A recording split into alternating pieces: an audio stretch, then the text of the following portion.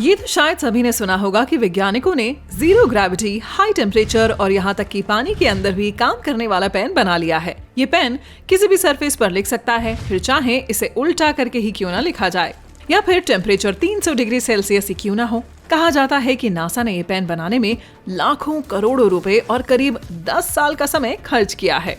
दरअसल स्पेस में ball pen zero gravity में काम नहीं करते, क्योंकि वहाँ ग्रेविटी न होने की वजह से पेन की स्याही निब की ओर नहीं आ पाती। इसके बजाय स्याही पर चारों ओर से दबाव पड़ने लगता है और पेन लीक होने लगता है। कुछ समय पहले नासा ने स्पेस शिप में पेंसिल का भी इस्तेमाल किया था, लेकिन स्पेस शिप में लकड़ी की पेंसिल में आग लगने का खतरा रहता है। ऐसा इसलिए क्योंकि उस समय शिप के अंदर के एटमॉस्फेयर में 100% ऑक्सीजन रहती थी और इसी वजह से एक सुपर पेन बनाए जाने की जरूरत थी। अफवाहों में जो भी दावे किए जा रहे हों, लेकिन नासा ने रिसर्च पर इतनी बड़ी रकम खर्च कर ऐसा कोई पेन नहीं बनाया, बल्कि इसे शिकागो की एक फिशर पेन कंपनी के पॉल सी फिशर ने बनाया था। उन्होंने प्रेशराइज्ड इंक कार्ट्रिज बनाने के लिए करीब 74 करोड़ रुपए और 10 साल का समय लगाया। ये स्पेस पेन जीरो ग्रेविटी के साथ साथ अन्य स्थितियों में भी काम कर सकता था, यानी उन्होंने एक ऐसा पेन ढूंढ ही लिया जिसे -30 से -120 डिग्री सेल्सियस टेम्परेचर पर भी लिखा जा सकता है। ये वाकई काबिले तारीफ बात थी। 1966 में इस पेन को पेटेंट किया गया था और बनने के बाद 1 साल गहराई से जांच करने के बाद ही नासा ने इसे अपोलो स्पेस ट्रैवलर्स को सौंपा था। दिलचस्प बात यह है कि ये अफवाह करीब 10 सालों तक खबरों में रही थी कि नासा ने स्पेस पेन बनाने में इतनी बड़ी रकम खर्च कर दी है। इन्हें कई बार खारिज भी किया गया, पर बार बार इस बात से इनकार किए जाने के बाद भी ये खबरें आती ही रहीं। कई साइंस फिक्शन यानी विज्ञान पर आधारित फिल्मों में हमें ये दिखाया जाता है कि स्पेस में होने वाली हर एक एक्टिविटी में कोई ना कोई साउंड इफेक्ट होता है, जो कि पूरी तरह से गलत है। स्पेस में हमारी चीख कोई नहीं सुन पाएगा। पता है क्यों? क्योंकि स्पेस में हवा नहीं है। ये पूरी तरह से वैक्यूम, बिना हवा वाली जगह है और साउंड वेव्स को चलने के लिए हवा चाहिए होती है। मतलब ना ही तो ये वेव्स किसी के कानों तक पहुंचेंगी, ना ही ईयर ड्रम में वाइब्रेशन होगा और ना ही दिमाग तक सिग्नल पहुंचेंगे। लेकिन ये एक तरह से अच्छा भी है, क्योंकि स्पेस ट्रैवलर को सोलर सिस्टम में चलते तूफानों की साउंड से बहुत परेशानी होगी। एक और बात जो हम अक्सर सुनते हैं वो ये है कि सभी कॉमेट्स यानी धूमकेतुओं की सुंदर और लंबी पूंछ होती है, जो एक अफवाह से ज्यादा कुछ और नहीं है, क्योंकि कॉमेट्स स्पेस के उन ऑब्जेक्ट्स में से एक हैं जो बहुत कम देखने को मिलते हैं। ये आमतौर पर तारों के बहुत दूर अंधेरे में कहीं पर बनते हैं। इनकी पूंछ तब बनती है जब ये किसी तारे के नजदीक पहुंचते हैं। तारे के नजदीक आने पर ये गर्म होने लगते हैं और इसी गर्मी से इनके आसपास बादल बनने लगते हैं। इसी को कोमा कहा जाता है, जो दूर से पूंछ जैसा दिखता है। ये हमेशा उस तारे से अलग डायरेक्शन में तैरती हैं, जिसकी वजह से धूमकेतु का टेम्परेचर बढ़ा था।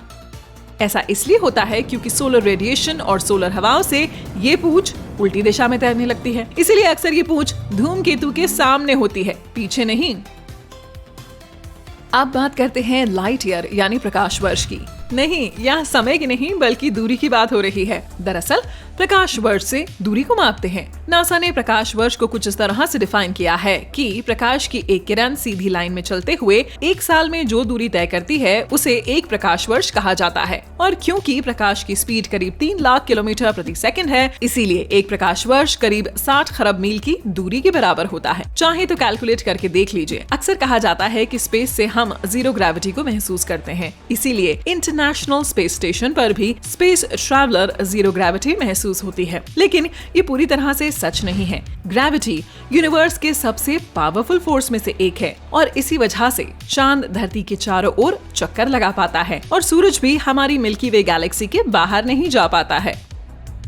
ISS यानी इंटरनेशनल स्पेस स्टेशन पर स्पेस ट्रैवलर पूरी तरह तो नहीं, लेकिन माइक्रोग्रेविटी यानी थोड़ा बहुत ग्रेविटी जरूर महसूस करते हैं। स्पेस स्टेशन की ग्रेविटी धरती की ग्रेविटी से सिर्फ 10% ही कमजोर होती है और स्पेस ट्रैवलर नीचे की ओर खिंचते रहते हैं। स्पेसक्राफ्ट, इसके अंदर सवार लोग और बाकी की सभी चीजें लगातार आगे की तरफ गिरती रहती हैं। ये नीचे नहीं आती, बल्कि धरती के चारों ओर एक स्पेसिफिक ऑर्बिट में घूमती रहती हैं, क्योंकि ये सभी एक साथ नीचे आती रहती हैं। यही वजह है कि स्पेस ट्रैवलर सिर्फ एक उंगली के सहारे 50 किलो तक भारी सामान आराम से ले जा सकते हैं। भले ही माइक्रोग्रेविटी को भी अक्सर जीरो ग्रेविटी कहा जाता हो, लेकिन फिर भी ये दोनों काफी अलग हैं। ऐसा लगता है जैसे सूरज हमेशा जलता रहता है। कम से कम तस्वीरों में तो यही दिखता है। पर सच्चाई ये है कि हमारा ये तारा गैस की एक बड़ी सी गेंद जैसा है। हाँ, वैसे तो बात सही है, क्योंकि इसके कोर में जो न्यूक्लियर रिएक्शन होते रहते हैं उन्हीं की वजह से सूरज हमेशा जलता रहता है। हर सेकंड करोड़ों टन हाइड्रोजन लगभग बराबर हीलियम में बदल जाती है। इस प्रोसेस के समय गामा किरणों के रूप में काफी सारी एनर्जी निकलती है। फिर यही किरणें रोशनी बनकर फूटती हैं। एक और तरीके से कहें तो सूरज से अंधाधुंध रोशनी और जलाकर राख कर देने वाली आग बरसने लगती है। लेकिन इसे आग नहीं कहा जा सकता है, क्योंकि इस प्रोसेस में ऑक्सीजन शामिल नहीं होती। स्पेस में अगर कोई इंसान बिना स्पेस सूट के आए तो उसमें विस्फोट हो जाएगा। अगर आप थोड़े से फिल्मी हैं और स्पेस में सूट के बिना वॉक करना फिल्मों जितना ही आसान समझते हैं तो ये कोई मजाक नहीं है। स्पेस में बिना प्रोटेक्शन वाली स्पेस सूट में हम महज 15 सेकंड में ऑक्सीजन की कमी की वजह से बेहोश हो जाएंगे। इससे पहले कि हम होश खोएं, जितना हो सके उतनी हवा बाहर छोड़नी होगी, क्योंकि ये हवा फेफड़ों को अंदर तक बहुत नुकसान पहुंचा देगी। फिर स्पेस सूट, जो कि एक मिनी स्पेस शिप ही होता है, उसके बिना शरीर के अंदर का दबाव कम होता चला जाएगा और इससे समस्या खतरनाक लेवल तक बढ़ जाएगी। और इससे पहले कि शरीर में ब्लास्ट हो, हमें जल्द से जल्द स्पेस सूट पहनना होगा, यानी हम ज्यादा समय तक वहाँ टिक नहीं पाएंगे। ऐसा कहा जाता है कि ब्लैक होल बेहद बड़े और डरावने कॉस्मिक वैक्यूम क्लीनर होते हैं, पर असल में ये फ्लाई ट्रैप की तरह होते हैं। ये चीजों को निगलने के लिए उनके पास नहीं जाते, बल्कि खुद तो एक ही जगह इनएक्टिव पड़े रहते हैं। हाँ, पर अगर कोई और ऑब्जेक्ट इनके पास बहुत ज्यादा नजदीक से गुजरता है तो ये हरकत में आ जाते हैं, लेकिन फिर भी ये उन्हें ही निगलते हैं जो चीजें इनके बहुत ज्यादा करीब यानी उनके मजबूत फोर्स में आ जाती हैं। अगर सूरज अचानक ब्लैक होल में बदल जाए तो भी धरती की ऑर्बिट नहीं बदलेगी, बस धरती के तापमान में तेजी से बदलाव होगा। सोलर विंड यानी सौर हवाएं नहीं होंगी और सूरज से निकलने वाले मैग्नेटिक तूफान से भी हमारे ग्रह पर कोई असर नहीं पड़ेगा। मान लें कि सूरज की जगह लेने वाले इस ब्लैक होल का मास भी सूरज के जितना ही हुआ, तो फिजिक्स के नियमों के हिसाब से धरती को ब्लैक होल के बेहद नजदीक आना होगा। आज से करीब 50 साल पहले ही चांद से जुड़ा मिथक यानी इसके डार्क साइड को खारिज कर दिया गया था। लेकिन फिर भी हर कोई ये बात नहीं जानता कि ये डार्क साइड धरती के नेचुरल सैटेलाइट यानी चांद का सिर्फ वह हिस्सा है जो हमारे ग्रह से दूर है, और वैसे भी ये चांद के बाकी हिस्सों से ज्यादा डार्क भी नहीं है, और सूरज का प्रकाश भी इस पर चारों तरफ से एक जैसा पड़ता है। इसके एक हिस्से में अंधेरा इसीलिए दिखता है क्योंकि हम धरती से चांद के इस हिस्से को नहीं देख पाते। इसकी वजह से ही टाइडल लॉकिंग की घटना होती है। कई अरब साल पहले, जी हाँ, बिल्कुल अरबों साल पहले, हमारे ग्रह और इसकी नेचुरल सैटेलाइट यानी चांद के बीच के ग्रेविटी कनेक्शन की वजह से इन दोनों के ऑर्बिट में बदलाव हुआ था। पहले दोनों जिस स्पीड पर रोटेट होते थे वो भी कम हो गई, और क्योंकि धरती चांद से बहुत बड़ी थी इसीलिए चांद का रोटेशन भी धीरे धीरे कम हो रहा था। धीरे धीरे ये रोटेशन बैलेंस वाले पॉइंट पर पहुंच गया और अब चांद अपने एक्सिस के चारों ओर चक्कर लगाने के साथ ही धरती के चारों ओर एक ही समय में चक्कर पूरा करता है। आपने शायद सुना ही होगा कि वीनस यानी शुक्र को धरती की जुड़वा बहन कहा जाता है। ये सच है कि ये दोनों ग्रह तकरीबन एक ही साइज के हैं, दोनों का मास भी एक ही है और बनावट भी, लेकिन शुक्र के सरफेस की ग्रेविटी धरती का 91% है। इसीलिए अगर हमारा वजन धरती पर 45 किलो हो, शुक्र पर यही वजन 40 किलो होगा। लेकिन अब भी इन दोनों को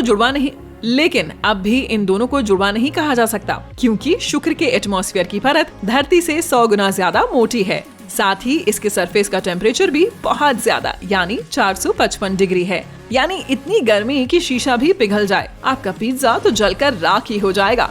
शुक्र पर ना तो पानी का कोई महासागर है, ना ही जीवन। ये धरती के अलावा सोलर सिस्टम के अन्य सभी ग्रहों से धीमी रफ्तार से घूमता है।